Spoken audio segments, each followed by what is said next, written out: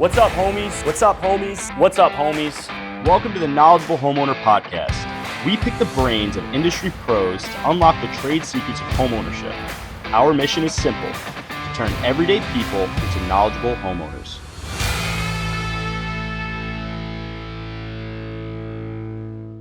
What's up, homies? Welcome back to the Knowledgeable Homeowner Podcast. I'm Sturdy Joe. Today, sitting down with me is Doug Toledo, the owner of Long Island Spa Service. Correct, yeah. Awesome, man. Thank you so much for coming on. Yeah. Appreciate it. We can talk a little hot tub stuff, get into that.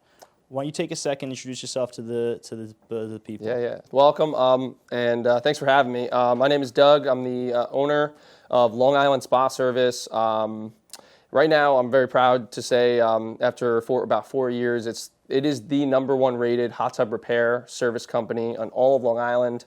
I've been growing year after year, the client base, and the reputation is pretty well established now. And I could say that I'm your go-to hot tub guy now.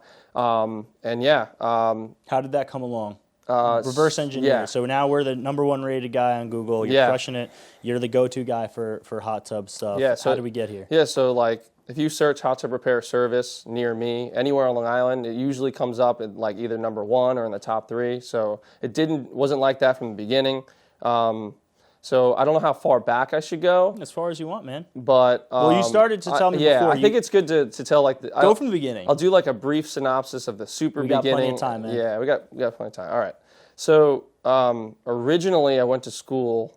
I'll go even farther back. I went to I got a full ride to Stony Brook to play soccer, Division I soccer there. Damn. I played a full year there, and then I broke my foot in 2 places, and then it was a pretty devastating injury, and I was never able to recover fully. Yeah. So I ended up, pivoting out of soccer. I left the team, and then I just focused on my academics.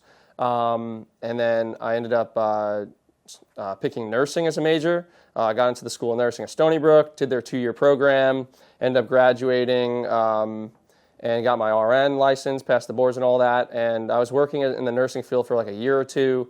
It was during COVID too, which made it even more challenging. Yeah, definitely. As a new grad, you're kind of thrown into everything, and it was just out of control. Nursing's a grind. It's a grind. Yeah, 12, 13-hour shifts. You got back to back. You're barely sleeping, and your responsibility level is quite enormous. I thought it was a good fit for me, but it ended up it was a great experience. I wouldn't trade it for anything because it made me who I am today. But ended up being to summarize it was too stressful for me. I could never make it where it was manageable. Yeah. I was stressed out of my mind every day. It wasn't a match for you. Wasn't a match. Yeah, I had to medicate myself with anxiety meds and antidepressants to get through the day. It's a psych. I with having the kids, I've been in the hospital a few times the past few years. It takes a special person. I do when they were doing the C-section, I'm watching. It was a lot of it was girls doing it. I was like, these girls are freaking killing it right now. They are grinding. It felt like I was watching carpenters build a house. They were boom, boom, boom. Yeah. And then also the shifts are crazy too. Really weird, crazy hours. The funniest was they'd come in at 2 a.m. and to check in on you, and they're all chipper and how are you doing? Everything good? No problem. And Those I'm are some great nurses. Yeah, it sounds like. They really were. Labor and delivery is a great. In fact, it's funny because that out of all the nursing specialties, that one tends to be the happiest unit because most of the time. I think there's some nice. You're dealing with babies. Most people aren't dying in that unit or sick of disease, but so that unit is nice and that is probably a better environment happiness-wise, positive energy. What I always took away from was they would work these crazy shifts, and it was just that was their, like I said, the lady would come in it was a normal, that was Tuesday at 12 p.m. for her, and it was in the middle of the night, it was 2 a.m. So it always resonated with me. I was like, wow, these nurses really. Yeah, it's like a Superman, Superwoman type of thing. Yeah. It's really special person, and I think I could have done it, but I really would have been stressed for my whole life, and there was. And it wasn't getting better, so I had to make a change for myself. So and you it was away from nursing. Yeah, stepped away from nursing. It was everybody couldn't believe it because you're making very good money. You worked really hard for years to get that degree, but no amount at that point, no amount of money would have made me happy. It wasn't worth anything. If you paid me $500,000 a year, wouldn't literally. And I'll probably. It's good that you found that out then before you got in too deep. At that time, while I was in nursing school, I was dabbling with business. And I started like a couple different companies, like small little businesses. Like at one point I had this company called Dougie's Delights. And that was me, like, I bought, like, cotton candy machines, popcorn machines, and I would rent the equipment out for like, birthday parties and whatnot. Rental stuff, yeah. Did that for a little bit. It fizzled out. Then I ended up coming out with a product called Doug's Lemonade. I ran, actually, a beverage company for 3 years. It was featured on News 12. Where was this in the timeline? This is during nursing school. Okay, so before work. During college. Yeah, so I'm still dabbling on, I'm all in on like a profession and career. And you still find yourself doing these things. Yeah, I'm always like... And this was post-sports career. This is post-sports career. Yeah, because I think that has something to do with it. Yeah, the competitiveness. Yeah, because I see very, very good athletes go down, like, a lot of times one of two paths. One like yours, where they find their thing to put that crazy competitive energy into, and they kill it. Yeah. And I see it on the other end, where I see guys who, amazing athletes, and if they could find something to put that energy into, they'd crush it, but they're almost like lost because like they spent their whole life doing baseball. Now baseball's gone. They can't pivot and put that, because there's a reason you got to be a D1 soccer player. Like there's a crazy drive there and a hard work ethic. And it's cool that you were able...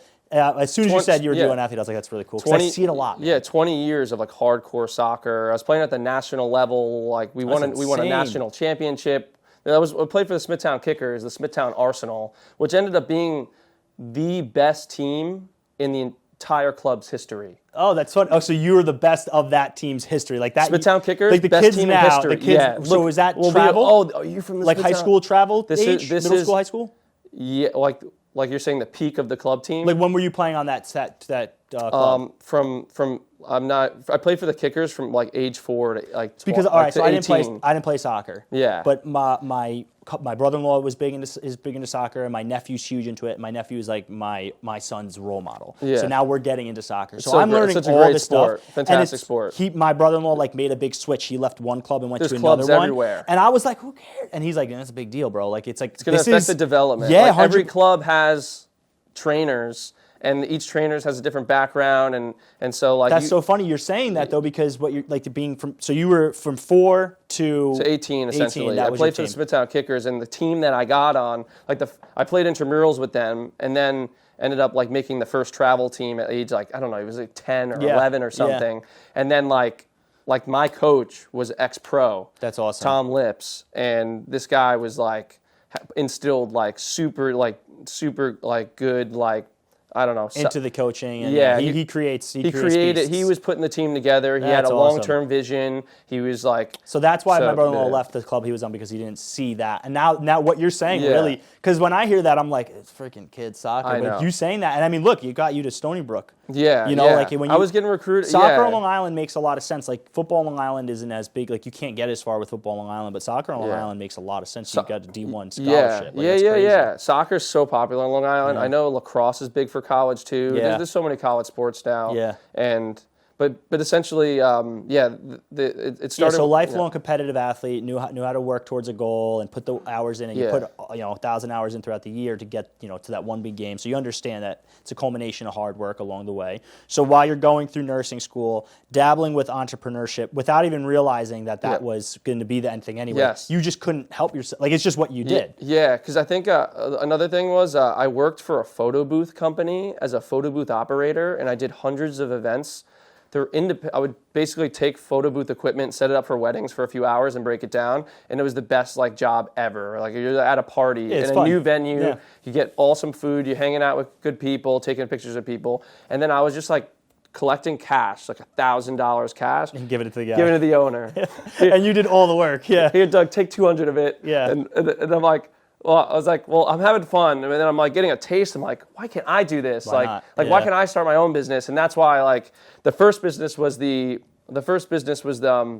party rentals, because I was already in that industry. So then we went to the beverages. So then and then I went into beverages, just because because the cotton candy and those food stands, I had a taste of food and beverage, because I had to get some food handlers licenses and stuff. So I ended up creating a beverage from scratch. It was a lemonade. I called it Doug's Lemonade. It was organic. I was certified organic. I went all in on it. It was 3 ingredients, no preservatives. I just made the healthiest and simplest lemonade possible. And then like I ended up like growing it over 3 years until it was in over 100 stores. Oh shit! It was in Whole Foods Market as well as a few other like big grocery stores. That's amazing. And ended up like hitting a lot of like barriers, especially when COVID hit. People they stopped. A lot of stores stopped ordering. Yeah. These are like small mom and pop like bagel shops and stuff. So it wasn't their focus to keep running their business to order my product. Yeah. It wasn't an essential item. Yeah. So after COVID, it took a huge hit, and I was I lost 50% of the accounts, and I was like, do I want to reinvest all this energy and resources to get back to where it was? Yeah. And I was like, no, it's not worth it, because I actually wasn't enjoying it at all. Oh, that's really cool. And I know you said like that yesterday, like the moment I stopped enjoying the podcast, it's going to be done. Yeah. So it was actually a good segue. I was actually grateful that it happened, because it was not a good business to be in. The beverage industry is really a long-term game unless you have insane capital. Yeah. And you really need investors and it's a big money thing. You're making pennies on every bottle. After I didn't make any money in 3 years. A couple. Yeah. And you were doing it. Penny. You were selling it. I was doing everything. It was so much work. Yeah. It wasn't worth it. So all right. So and this was still while you're in nursing school? Yeah, while I'm in nursing school. And then I end Doug's Lemonade, and I'm doing nursing full time. And during COVID, I stopped the Doug's Lemonade. I'm just working, and then I was like, I can't stand nursing anymore. So I started figuring out a plan. I was gonna exit nursing and try some other I just wanted to do something that was just felt like genuinely interested and curious about. So I literally this is really unique thing that I did. Basically, I left nursing. My parents could not believe it, and most of the people around me couldn't believe it, but they didn't know what was going on inside. 100%. Now they fully accept it. It's good to be on the other side of it. Yeah, I had the same they love me. I was a full book union carpenter. People in my position, where I came from, that's what you strive for. I should have done that for 40 years. So when I walked away from it, for a long time, I love my dad. He's one of my best friends, but he's like, you good? You sure things going good? Because they don't. It's just different for them. And bro, I was dying inside. Yeah. Now I don't feel that way. Most people nowadays, there's so many careers now, in so many tracks. It's overwhelming but it's also good because you don't have to be stuck in a thing for 40 years if you don't want to be.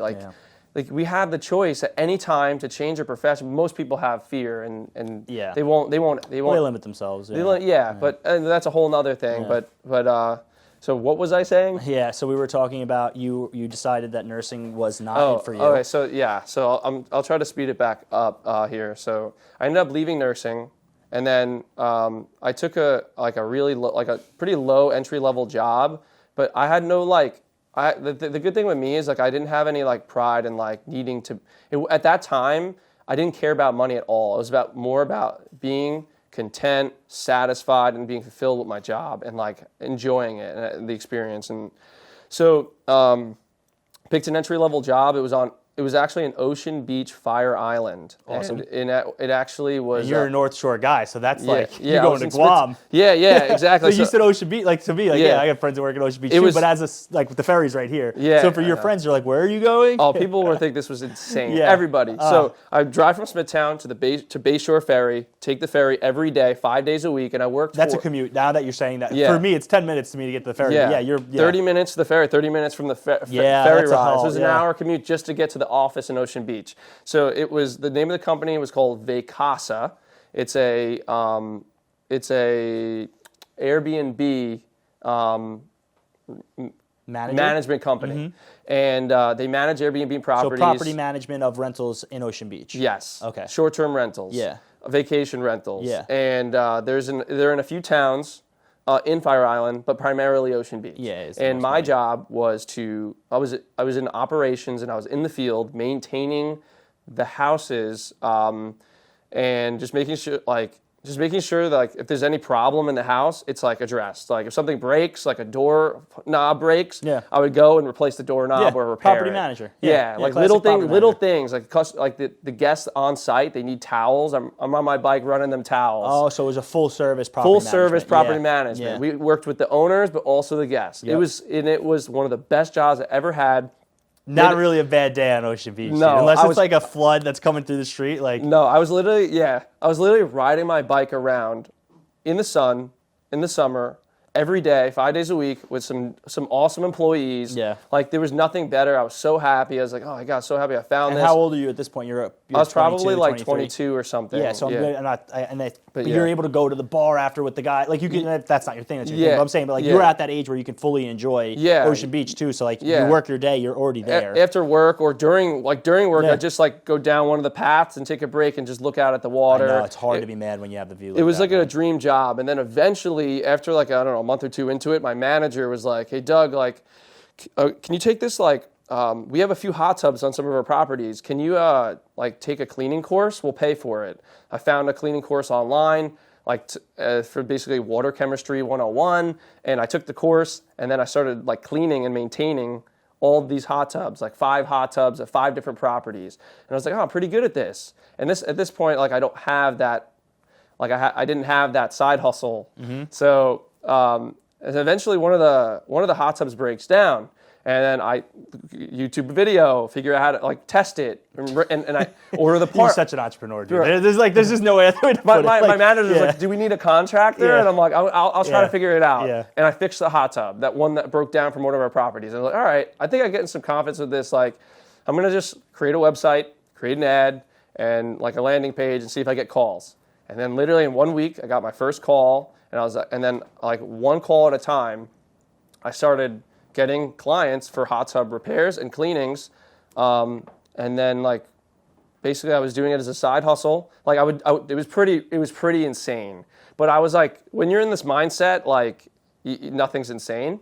So I would work like You're saying insane because to the outside it was insane? Like it was crazy that you... Are you saying what I'm about insane to say is insane. Okay. Like I would work 9 to 5. Hell yeah. And then I'd book jobs after work. So I'd get off of the ferry and the job would be at 6 p.m. And you'd grind all night. Anywhere in Suffolk. Yep. And I just work until like, I would try to squeeze in as many jobs as possible. Yep. And then eventually like it grew so much and exploded where like it took about a year for it to get to that. But I eventually left the property management and I was confident enough. Yeah, so you can do this all day now. Yeah. So I was just full time for the last like 2 to 3 years. Hot tub repair, like just owner operator. Dude. And then I can't even I can't even hear your story without getting so fucking jacked up. Like I want to run through a wall right now because it resonates so hard with me because if people just fucking believed in themselves and put themselves out there, you got a job because you just needed to get a job. That's all it was. You didn't know that this was the end result. Correct. But you fucking just put yourself out there. You didn't say no to opportunities, and you invested in yourself at the time. You got the training. You took risks, and then you took the risk of starting the business. You did it on the side too. So you had the day job, and you did it on the side after work. You worked some shitty hours, definitely. You were fucking shot. You were tired. You had sacrificed, but that was temporary. And now it's a fucking Wednesday at 2:30 and we're shooting a podcast, shooting shit. Yeah, and I have 10 jobs tomorrow. You know what I'm saying, dude? Like, and because there was no certainty. And I'm not saying to people to just quit their job and give up all the security, but like, there's things you can be doing on the side and you don't know where something's going to take you. I could go on all day about this because you got me so jacked up because you're literally living, bro, like you took it's a dream. You took a temp job. And you found skills in there, and you had the entrepreneur brain to turn it into something. Yeah. But like, dude, like that's so crazy. Like, the day one of you going to Fire Island to where you are now, like most people cannot see how that connects. No. But like twisted up people like me and other entrepreneurs like yourself, like it makes perfect sense to me. Yeah, you just like. But it's there, like you did it, dude. Like it's so fucking crazy. Yeah, it's amazing, and like you just have to like you said, just like it. I think you were saying. I forgot what you said, but basically, like after like I got a taste after I got a taste of like what it means to like run a business successfully, and I was putting so much into the business. I was just putting so much genuine work into it and treating everybody with like insane level of customer service. Like that's the number one thing. And so the business would just grow and grow naturally. I was just putting that insanely good energy out to all my customers, and the client base just kept growing and growing and growing. And then eventually I was like, all right, this is what I was meant to do. It feels good. It doesn't even feel, I have no stress. Like the stress levels are so manageable now. Yeah. I'm very confident in my work. I do really good service. And eventually I was like, I will never go back to working for anybody else for the rest of my life, because I know I'm capable of doing this. Like if like this was taken away from me like tomorrow, I'll figure something else out. Yeah, I'll do the same. My poor wife. My wife has such a classic. Like she's definitely like she loves the security of things, and like she would have much in the past. She would have much rather me take a civil service test and have a 9 to 5 and be. And now she knows because she's totally bought in because it's allowed me to be the best version of myself. And it's personality based. Yeah, and I mean like the level of a partner and a father that I'm able to be because I don't have the stressors that I don't like. The stressors I have are the stressors I sign up for, and I remind myself sometimes of that. It's like if I get an ounce of like anxiety or worry, I'm like, no, this is what I wanted. I'm good, and I am good because it is what I chose. You have that control, man. 100%, and so she's signed up for it now. But in the beginning, it was like, we need like security and we need comfort, and it's like, but no, she's finally. Yeah, I think it's like it's. What does she do? She's a teacher. She's a teacher, so that's awesome. Yeah. Like it's a good benefit, balance. Exactly. It's and my girlfriend's gonna be a veterinarian, nice. And so like she just got a job out in Riverhead where I live, and like it's gonna be like I think it's gonna be a great combo together. Absolutely, you know? Absolutely, man. But I think it's amazing. Like, I'm serious. Like hearing you tell your story, I'm fucking jacked up. Well, right thank now you, man. I do wish that people I probably missed a few things here and there, but that's a general synopsis, and like. Basically, like it went from like student to nurse to like entrepreneur, and I definitely and now I've always had like a thing with control, and like as far as like here's my baby that I grew, and it's like this established like reputation. And I hold myself to insanely high standard, and I over deliver in everything I do, and. So it was like I was like real like everybody's been telling me to grow it and grow it. It has insane potential to be like a multi-million-dollar business, but in my mind right now, it hasn't been a priority to make insane money or like grow it to that level right now. But it has great potential, and so I've been kind of growing it at my own pace. And like this year, I'm like super proud of myself because I gave up a lot more control that I never thought I'd be able to, and I hired. That's a big step. 2024. I mean, I'm saying this year, but this last year. Past 12 months. I hired 2 employees, nice. And so I have an executive assistant, which helps me with all my admin work, which takes up a large sum of my time, and I dislike doing it the most. Yeah. It's a win-win. Yeah, and great first one to give up is like the work you don't want to do, right? Yeah, exactly. And it's like, and it gives you more time in the field, whatever it may be. And then the second employee is a dedicated like cleaning specialist, and he's just recently trained. He just started going on his own, and I have like people actually, I don't know if you know, but we'll jump into the cleaning stuff. We'll jump into the hot tub world. But some people are like don't want to worry about their hot tub at all, and I actually offer basically turnkey maintenance for their hot tub, just like pools, pool service. Pool service. Yeah. I do hot tub cleaning services. So basically, the most common is every 2 weeks. So I have that's what his role is. He's the weekly maintenance guy. Exactly, and I have about 50 clients in Suffolk County that are on this cleaning program, and so it was like every Thursday all day, and now Jimmy is doing that whole program, and now we can grow that, add another day, absolutely, and then I can focus on repairs, which tend to be the thing that you don't want to lose about the business. Like you said, there's so much that is the quality. And you can hold on to that because you can train the guys in the cleaning well, and they can be personable and they can do a great job, and they can focus on just that, and you'll still be able to take care of the stuff because listen, man, like there's a million pros out there and coaches and they'll tell you all this stuff, and the constant thing is like to let go of everything. You can't let go of everything. You got to where you were because there's certain things you like to do and there's a certain standard you hold yourself to. So you let go of what you can let go of, and then you have the time to do the stuff that you actually enjoy doing. I have a friend who owns a great paving company, and he crushes it. He does his numbers.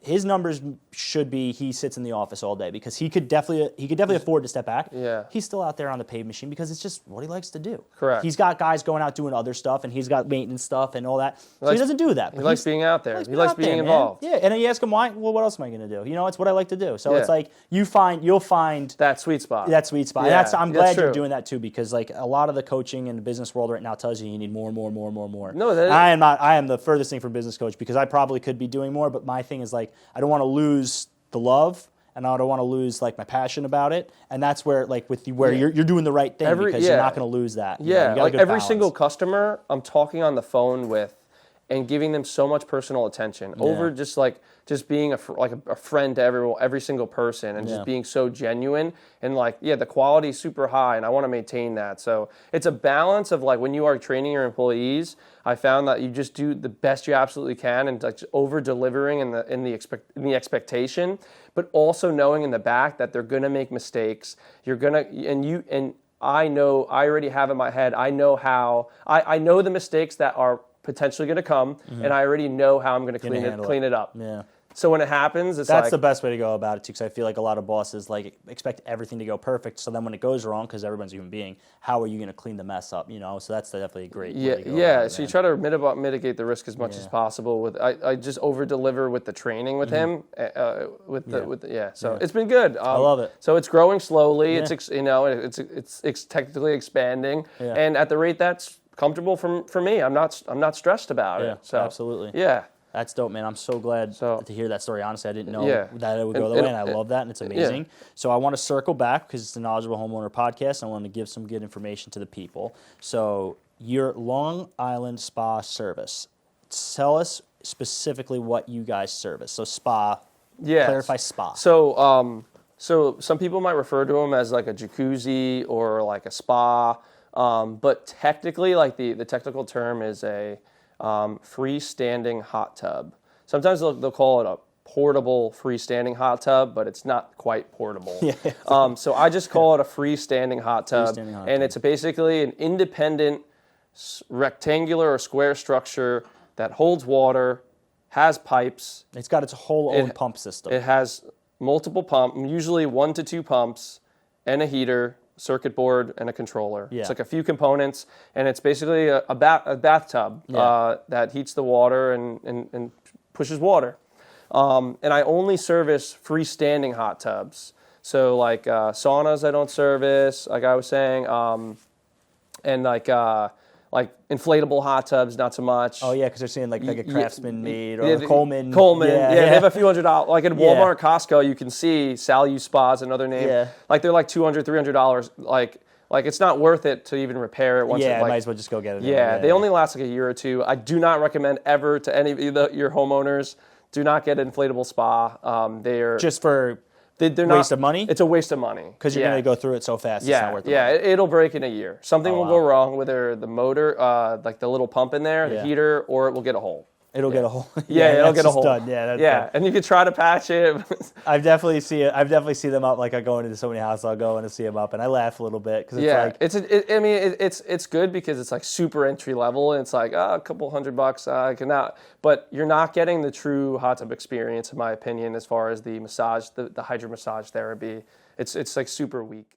And now a word from our sponsor, the Ryan Anthony Head Start Fund. This foundation is focused on providing alternative career paths for young people other than just college. If you want to learn more about what they got going on and some updates, you can check them out at lookwhomadeit.org. Now back to the show. So you just brought up the benefits of a hot tub and the hydro massage therapy, and you have a nursing background. Is there some, because you said it like there's something there. What is there? Well, is that something the main reason why most people get a hot tub is because it's like it's a toy, but it also can be used for genuine medical therapy.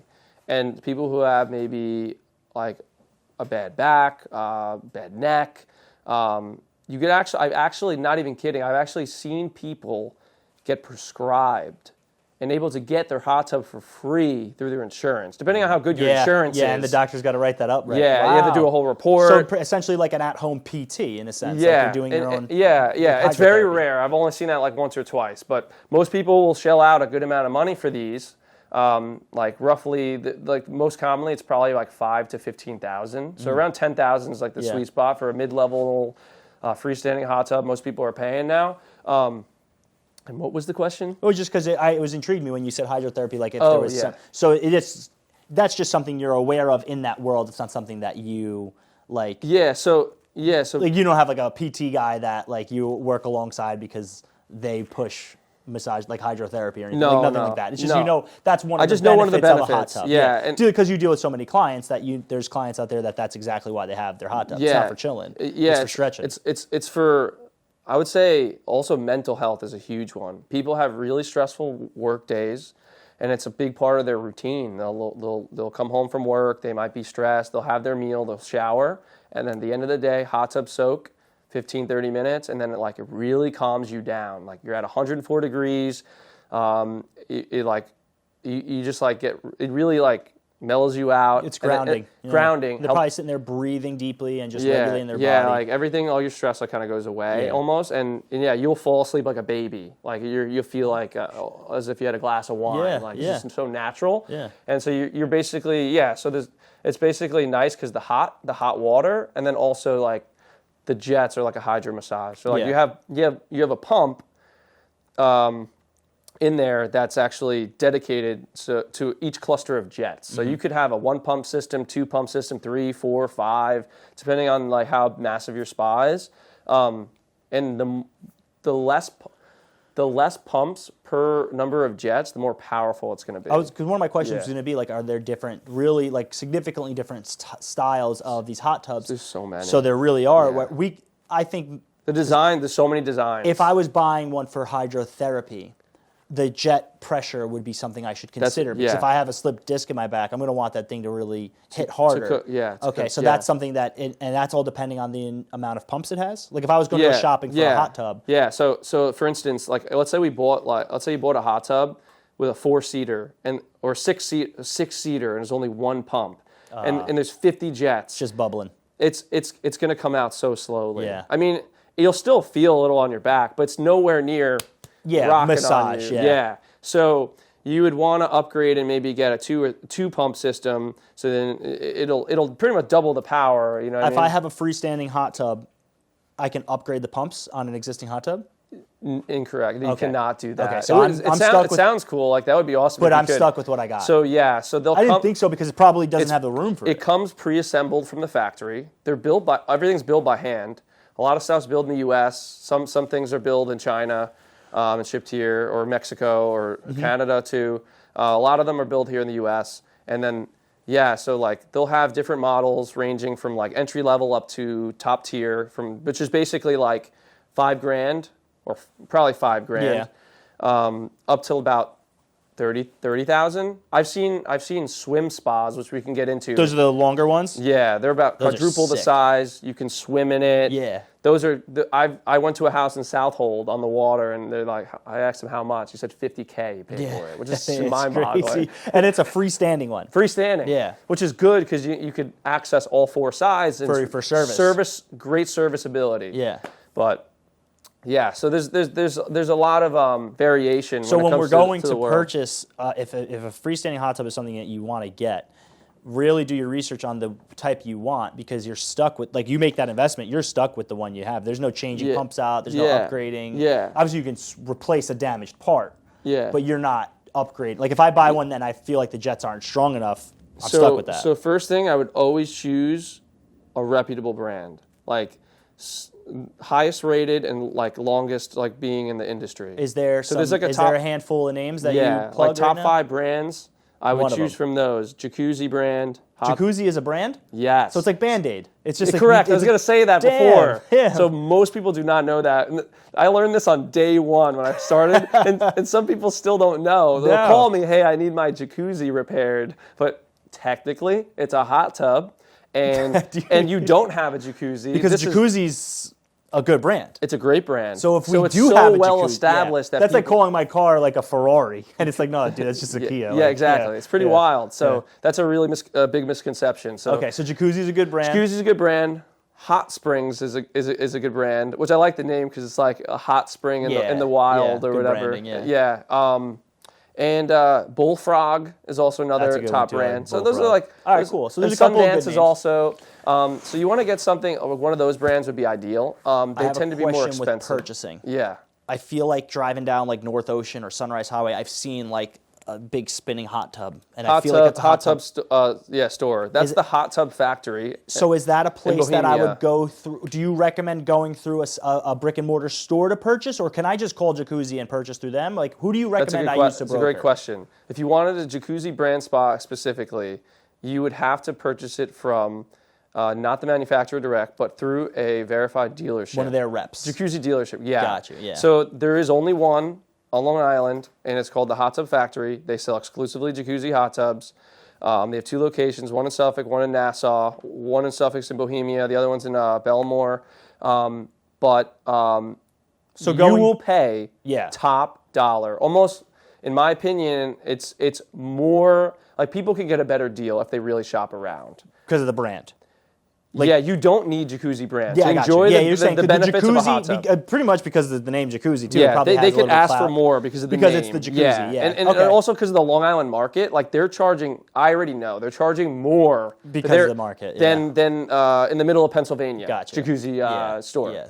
So there's a little clout to it. But yeah, anyways, So but going to a store, spa store, is a good way to go. I don't recommend it. Okay. Because I know from experience that it's like almost like a car dealership. Of course, they're tacking on. These are sales reps. They're making money off commission and whatnot, and they're going to charge, like, the MSRP is going to be so much higher. Like, they're charging a lot more than if you buy and shop smartly online. There's a lot of hot tub websites, like outlets and depots that you can browse.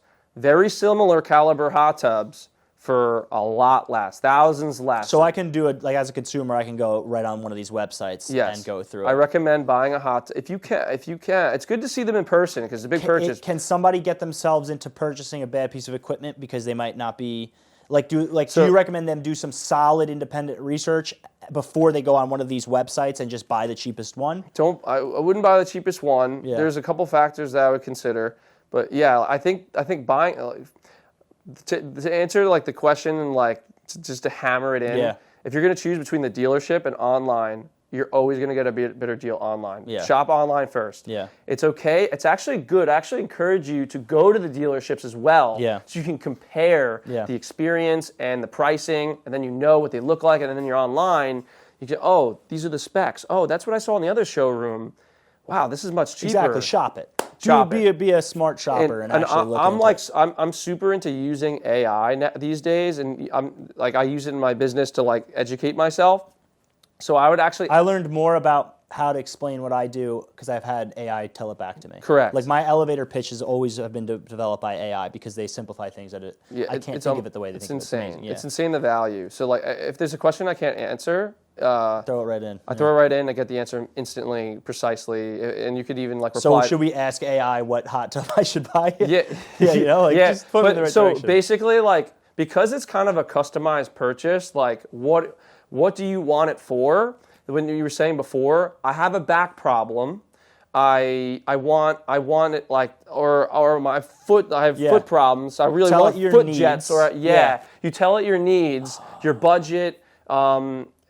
Everything. Yeah. And it will tell you which one. Yeah, it'll give some recommendations, even websites, so you can shop here and there. That makes perfect sense. That's one way. Yeah. And I think people don't realize the power of that, and you could have a conversation with it. Just to get some clarity on which ones I want. Yeah, and you can learn. Because even you just talking about it, there's so many factors that go into it. Like when I think of a hot tub, I just think of a square with hot water in it and some jets, but there's so much that goes into it. Yeah. And it can get overwhelming, the shopping and stuff, I'm sure. But through my experience, I would say, I wouldn't get anything under $3,000, or $4,000. Yeah, don't go cheap. Once you go super cheap under that, you're gonna encounter. It's not gonna last very long. Yeah. The build quality is lower. What would you hope a life expectancy of a freestanding Great hot tub question, is? and the answer is especially the top brands with maintenance. Taking care of it the right way. Taking care of it, making sure that the chemicals are balanced always, your pH, your chlorine, all that. About 20 years is the average lifespan of a freestanding hot tub. So we'd hope doing the right thing, we'd hope to get 20 years out of it. And that includes maintenance and stuff will breaking down. Couple repairs throughout its life. Maybe a couple spot covers. But it's going to last at least 20 years or so. You mentioned getting the pH balance right and the chlorine levels. Does that break down components? What is the concern with? So if you have a really alkaline or really acidic water, it's going to wear down the equipment more. It could. So it's not just a cleanliness of the water thing. It's also affecting the components. There's multiple things that when you on the test strip. There's a few things that you're supposed to look for.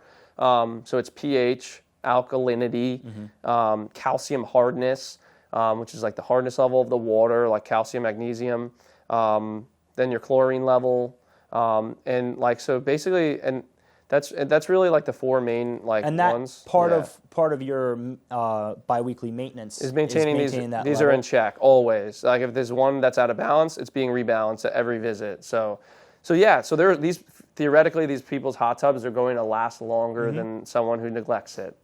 Is it common to keep it open during the winter or winterize a hot tub? And what do you recommend if there is a preference? Great question. I actually don't recommend winterizing. Okay. Through my experience, so the statistic from my experience is probably like about 5% or less of people will winterize them. I do offer a winterization service and will do it, but I always preface it and explain I don't recommend it. And the reason is, and I've seen it, you can winterize a spa, there's 0 water left in it. However, you have freezing cold air, dry air, and then it gets warm, thaws out, and then freezing cold. Condensation. It actually, the cold and the dry air will dry out the pipes and glue joints. And the gaskets get brittle. Yeah. And then you fill it up, and you were trying to prevent leaks and frozen and cracked pipes, but you just I've actually seen it on older spas or more susceptible to this. Makes actually, sense, yeah. Because it's already so aged, and so you'll fill it up and you see some dripping from the back of a jet, and it's like. So you firmly believe Knowledgeable Homeowner Podcast. We have Don't winterize your things. We have a list of what the homies hate. We hate winterizing jacuzzis because it makes perfect sense what you're saying. Right? The rationale sounds perfect. Like if I was like, it's meant to be run. I'm thinking it's an outdoor thing. It's full of water. If I'm not going to use it, let's just say I'm snowbirding. Yeah. I'm just going to winterize it. If the second you would have told me everything you just said, I'm like, nope, makes perfect sense. Let's keep it running. Like like yesterday I literally had this conversation. Like the homeowner, hey Doug, I'm not using my hot tub a lot. How can I, like I should say this, like if you're not using, first off, the hot tub should be running year-round, 365, never turn it off. And the reason is because you want it to be warm and circulating always. It will keep the best practice is the hot tub to literally be warm all the time. Yeah, exactly. Because it's going to keep your equipment warm, circulating, water, and that's how it's supposed to be. It's designed to be run 24/7. Yeah. If you are not going to use it for an extended period of time, let's say you go on vacation or you're just not using it for a month or something, I always recommend just drop the temperature to the lowest possible temperature. So it'll kick on every now and then. So it'll maintain. So how it works is whatever temperature you set it to, it will maintain it at that temperature indefinitely. Yeah, so it won't turn on and off. It'll just the pump will keep moving. The water keeps moving. What really is happening is the max temperature is 104 for a hot tub, and that's in this time of the year. Maintaining a hot tub at 104 it's the most expensive time of the year. Of course, yeah. You got. Let's say you're not using it for the whole month of January. Drop the temperature to 80, 70, 60, whatever the lowest temperature is on that controller. Makes sense. Press that cool button. And then maintaining it at that temperature is going to be so much more efficient on the electric bill. And on what you're saying, it's still doing the same job because it still keeps it's warm 40 and degrees hotter than the ambient air temperature. So it's working the same hard as it would at an 80-degree day to get to 100 as it would to get to 40 on a 20-degree day. So it's losing heat to the outside air. Yes. So that makes a lot of sense, and it still only has to heat it to a certain point. So you're gonna save on the electric bill. But we're still running it 24/7. Yeah, don't turn it off. Never turn it off. Some people, I'm not even kidding. Like some people have no common sense and will just shut it off right now. I'm not really using it. Next week we have 16 degrees. It's gonna freeze in general. It's gonna freeze. You can't this month. Never turn it off. Dude, I see them off. I mean, I think they're off. I don't know. You'll know if it's running. You'll right? hear it. You'll hear it humming. Dude, I see so many spent. I'll use the term spent. Like so many just past the point of like enjoying it. You know what I mean? They're 20 years so old neglected. And nobody uses them. There's moss growing on the cover. Exactly. There's literally dirt. And the cover's like dried out, brittle. Like it's not loved. It's not loved. It was neglected if it's at that state, it's been neglected for at least a year or two. Yeah. And I've restored hot tubs from that state and made it glorified again, which is all right, cool. Because that's the question I have too. Is super satisfying? Like if I'm buying a house that's got a neglected hot tub, but it's holding water and it's not. Yeah, that's the number one thing. So is it holding water? Okay. If it is, okay, now we can consider repairs or make sure no leaks, and then make sure all the equipment checks out. If that's the case, you got a great hot tub. If I get the house, it's holding water, but we won't test it because it's not turned on at the time of the inspection, right? Yeah. And then I'm the homeowner and I want it. What is the average defect that goes along with neglected? If I call you, I say, yo, I don't know how long this thing's been since it ran. It's holding water. What do you expect to be wrong? This is what I would tell you to do.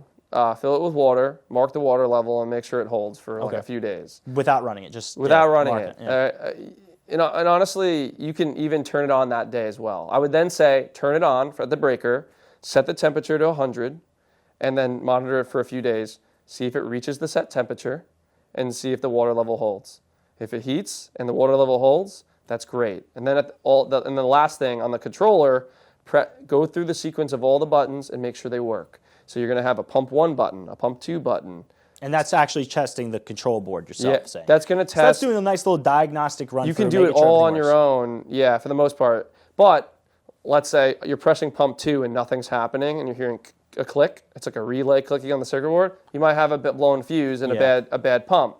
At that point, you might want to call me to come in, take a look under the hood, and further diagnose. Does the brand impact significantly the cost of refurbishing it? Like if I went and I saw a Jacuzzi brand one that I knew I'm going to need to refurbish, and like is that going to drastically change the cost of fixing it up, or is replacing pumps you're saying the cost of their individual parts? Yeah, like if I see an expensive brand, if I see a nice brand Jacuzzi and it's not running and maybe it fails some of those self-diagnostic tests, should I expect a bigger bill, or is the refurbishment kind of similar? It's pretty in price? comparable. Yeah, it's not.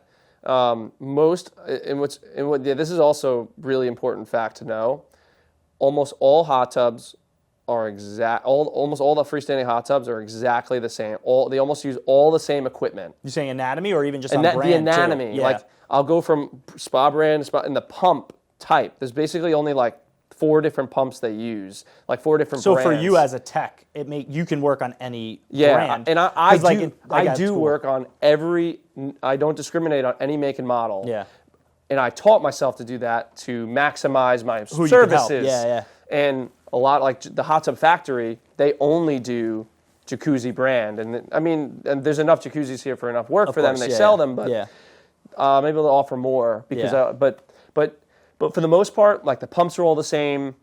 Like the anatomy's all the same, but what varies is like maybe the brand of each pump or sensor or the control. Like there's but small differences. But like the things that go wrong, like what stops it from heating, what causes a flow issue, it ends up it's all the same thing. It's just a matter of like looking inside the cabinet and just going through your like steps of figuring out and it ends like it might be the same exact part in a Jacuzzi and a Sundance or in a Bullfrog, or it could be like a different style sensor or a pump. So. With the used hot tub, because a lot of my network are people looking at houses or first time home buyers like recently moved in. What is the nail in the coffin with a used hot tub? Again, like you did the diagnostic test and you said mark the nail, yeah. So what's the one that you're going to give up from? You're going to give up. Yeah. So I'm pretty optimistic, and I try to do everything I can in my power. Basically, if it's like 15 to 20 years old, so it's at that age, you're already like, okay, it's at the end of its life. And really, if you have thousands of dollars of repairs and it's 20 years old, it's usually not worth it. It's totaled at that point. Yeah. The cost of the repairs outweighs its actual cost. If you have no leaks, so let's say you have no leaks and you have one repair and it's 20 years old and it's $500 or $800, it's worth it. Because you might be able to get a few more years out of that. Once you have maybe 3 repairs, 4 repairs, and a leak or multiple leaks, not worth it. It's all adding up. Yeah. And then now the bill is $3,000-$4,000. You can get an entry level hot tub, brand new, $4,000. Yeah, so that makes perfect sense. So once you start getting close to that entry level range, cost wise, that's when you want to consider jumping into that. Yeah, but here's the thing: if you have a 3-year-old baby hot tub, Jacuzzi brand, and it has a lot of stuff broken down on it. Well, first off, it would be under warranty if it's only a year old or something, 2 years. But let's say it's 5 years old. I would still consider that like a baby. Yeah. you would want to do whatever you can to preserve that. Yeah, because it still has a lot of life in it. There's a lot of cost value that hasn't been spent on it. Like if it costs $10,000, we only used $4,000 of that $10,000 in its lifespan. Yeah, you're throwing, even though it might cost you $2,000 to get it up and running, it's worth $6,000 still. So you're still plus $4,000, and you're gonna get good. It's gonna last. And long. it's a good piece of equipment, so it'll last a long time. So the nail in the coffin, is going to be too much repairs. Too much repairs, and with factor with the age. This is amazing stuff, man. What else you got? I have a lot. I really do, but we're running out of time. How much time do we have? He gave me 2 minutes, like 2 minutes. No way. I know. You know what we're gonna have to do, I shouldn't have talked too much about myself at the beginning. No, what we got to do is we got to go on the field and we got to watch you do some work or something. We got to do something. Like we got to do more content because there's tons of good questions. Yeah. Or we'll just have you back on again. We'll do it more Q&A style. Was there enough questions? Oh, we killed it. Was there enough questions about the hot tubs? I mean, I have I could do probably 10 more, but we're good, dude. We have time for one more if you want to do one more. All right, do one more. I think this is a good one because we talked about how you don't like winterizing. Like, what is a common mistake you see people make with their hot tub besides the winterizing? What's a very recurring mistake you wish that all homeowners didn't do? Like, if there could be one thing or a few. So there's two things that come to mind. I would say some people winterize. Speaking on the winterizing, some people will attempt to winterize themselves, or I don't understand it. This happens. It doesn't make any. It's common sense, but people will. I get the call, like this happens like once a month throughout the whole year, and people are like, I'm not using my hot tub. They'll drain it, and then not blow out the lines, and there's still water left in the lines. So they do a fake winterizing. They think they did the right thing. They're like, I have a leak, and then they told me that I was like, did you winterize your? We just opened the spa and it's leaking. I was like, well, did you winterize it? Did you have it professionally done? No. Oh, you did it yourself? No. Yes. Did you blow out did you drain it, blow out the line so there's zero water left? And they're like, no. Oh, you have to do that? Oh, I thought you just drain it and it's all gone. But unfortunately, so then they just totaled their hot tub and for kind of negligent and So if they're going to attempt to do stuff themselves, make sure that they go out and do the research to actually understand. And there's literally there's probably dozens of videos on YouTube how to winterize a hot tub. So and it's 5-minute video and with multiple steps, and that definitely includes draining it and using a shop vac to suck out the water. So if you're going to do it yourself, it can be done. Yeah, just put the effort into doing it right. And I would say the number one thing is when you do use a vacuum to suck out the water, use the most powerful shop vac you can buy, which is typically 6.5 horsepower, like a 16-gallon because that's shop vac. Because it will suck out as powerful as possible. And when you do winterize it, I usually winterize it from the pumps. So I'll go to the equipment area, disconnect the intake-outtake of the pipe on the pumps, blow out one way, blow out the other way, and then blow into the pump. That way you're hitting every single where the water's, because you can get 99% of the water out. It's going to get stuck in the one spot where it freezes and cracks something, and you're screwed. So because people are going to do it, they can't help themselves. They're going to do the wrong thing. To save money, and they don't want it running year round. So if they're going to do it the right way. And you just told them how to do it the right way too. So at least they can try to do it. The right way. And then, if you have any questions, just call me and I'll walk you through it. Well, so we're going to wrap up. But just drop your info again if there's anywhere people can find you, your phone number, website. Just let them know. Sure thing.